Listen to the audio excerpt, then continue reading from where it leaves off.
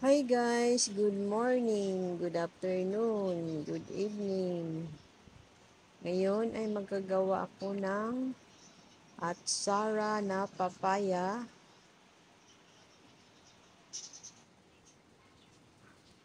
Meron tayong dalawang hilaw na papaya, katamtaman lang ang laki. Babalatan lang.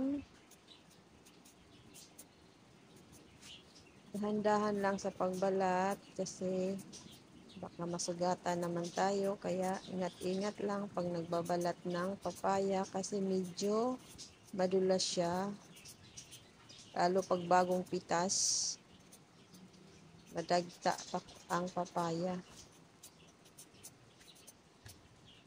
Shout out sa inyong lahat. Salamat sa panunood. Yan na, nabalatan ko na yung isa. Tapos, isusunod na naman natin ang isa.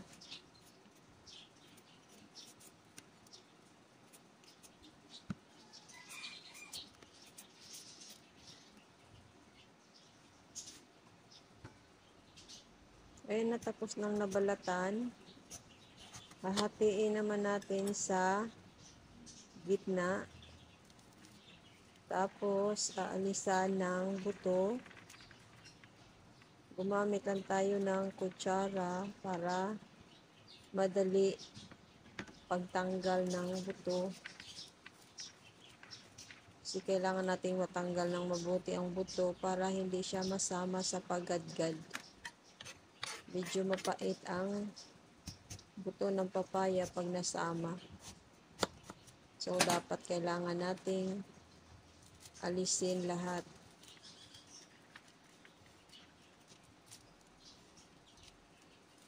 Patuloy lang natin tanggalin yung buto hanggang matapos natin matanggal.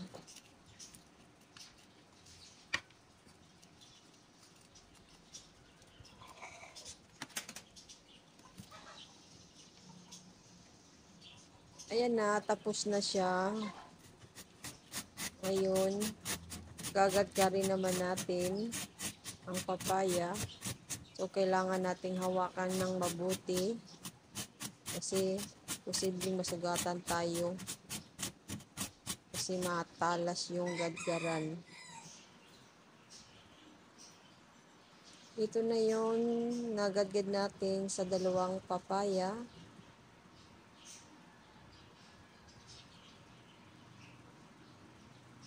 Ang susunod naman dyan ay ilalagay natin yan sa strainer. Yan ilagay natin para mahugasan natin yung papaya.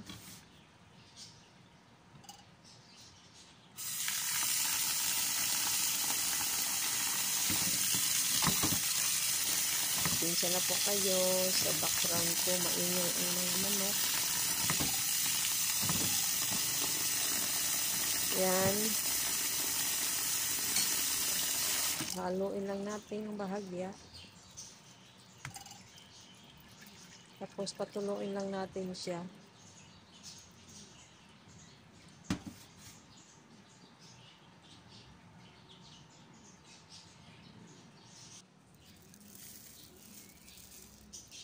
Ayun na, ilagay natin sa isang lalagyan. Tapos maglagay tayo ng isang kutsarang asin. Tapos lalamasin lang natin ng mabuti hanggang lumabas yung katas niya. Yan, halamos lang ng lamas.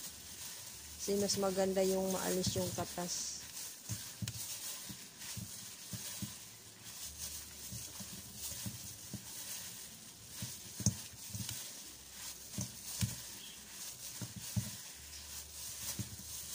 Shout out po sa inyong lahat sa nanonood. Maraming salamat po sa suporta nyo. Ngayon ay pipigaan para maalis yung tubig. Pipigaan na natin mabuti.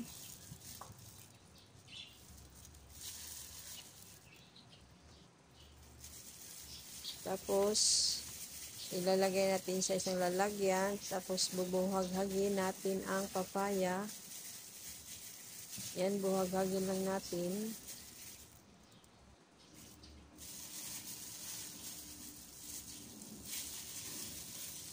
Tapos, pipiga naman tayo ulit.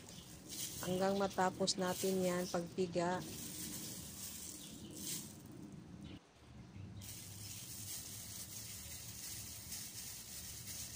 Tapos, buhag-hagin natin.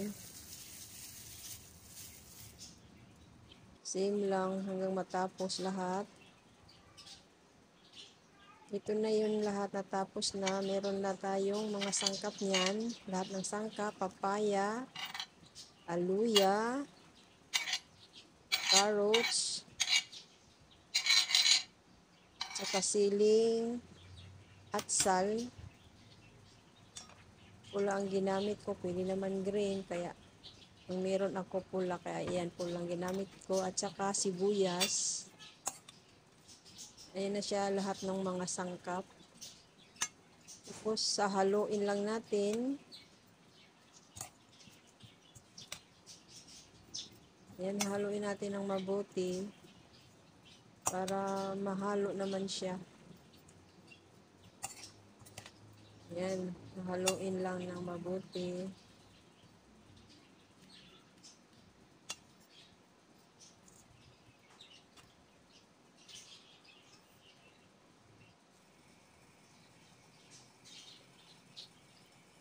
Yan, halo ko ng mabuti. Tapos, magpapakulo tayo ng suka. Lagay tayo ng brown sugar, kunting asin at saka paminta. Kunti lang nilagay kong asin kasi kanina naglagay na nga ako ng isang kutsarang asin. Kaya medyo may lasa na yun.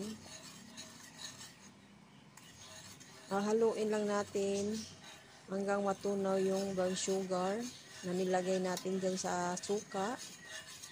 Mas maganda yung makulo ang suka para hindi siya maasim. Luto, kumbaga luto siya. Hindi hilaw, parang ganun, parang luto ang suka. Ayan na, ano na natin yung suka. Ibubuhos lang natin dito sa papaya or sa lahat ng ingredients. Sa lahat ng sangkap, ilalagay natin o ibubuhos. Ayan, ibinuhos na natin yan para absorb naman yung suka dun sa ating mga ingredients.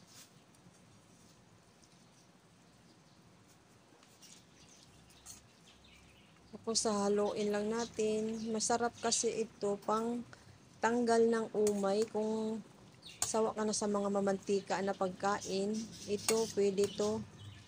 Talagang mas okay siyang i-partner sa isda na prito. Yan, ka-partner talaga ito. Masarap. Saka pantanggal na din sa umay kung anong kinakain nyo na mamantika na pagkain. Ito masarap to, pang partner talaga. Tapos ididiin-diin lang natin yan. Yan para ma-absorb yung suka. Yan, idiin natin. Kunti lang ilagay natin yung suka, katamtaman lang. Depende kung gaano karami yung ginawa nyong papaya para hindi naman sobrang asim. Kaya tansyahin nyo na lang. Ayan na siya. Tapos, ayan na, ilalagay na natin sa jar. O kahit anong meron kayong lalagyan. Basta wag lang yung plastic. Kasi sisip-sipin yan sa suka. So, kailangan jar talaga or babasagin ang lalagyan. Nabulod tuloy ako. Yan, nilalagay lang natin. Pwede natin yung itago. Kahit ilang buwan pa yan, naku, hindi yan masisira. Lagay nyo lang sa ref tuwing kumakain kayo. Magkuha lang dyan. Yan, ito na yun. Ang nailagay natin sa jar, ready to serve o ready to eat na yan.